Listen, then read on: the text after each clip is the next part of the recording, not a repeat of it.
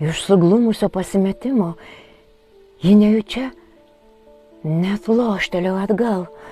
Jautė, kaip įsiplečia akys, o mintise nusidrėkė didžiulis ką? Su daugybė klaustukų ir šauktukų. Kodėl?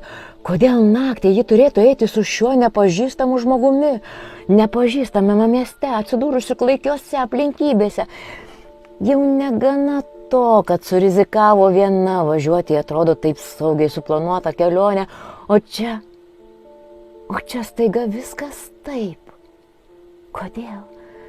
Kodėl šis žmogus galvoja, kad ji gali taip pasielgti? Pasielgti kaip visiška nutrūtgalvė, tikrai ne.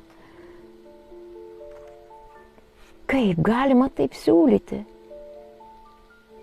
Ir dar taip. Ji norėjo net iššaukti šiam įžūliam asmeniui. Tačiau kažkodėl. Ji prisiminė savo gimtąjį Kauną. Piano kavinę. Vytauto bažnyčios kiemelį. Krentančius rudeninių spalvų žaismo kupinus lapus. Ir pasijautė tokia vieniša.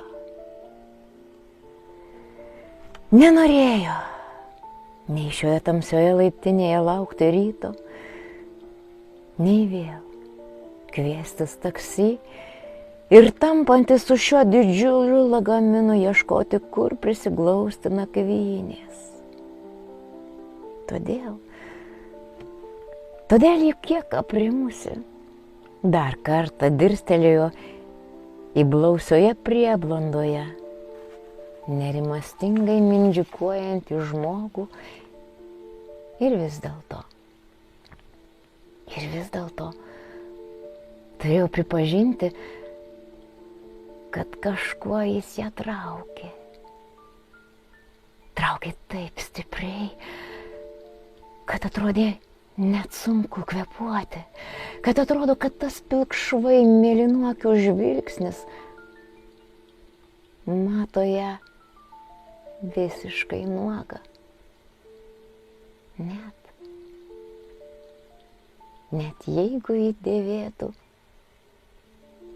ir 1000 rūbų.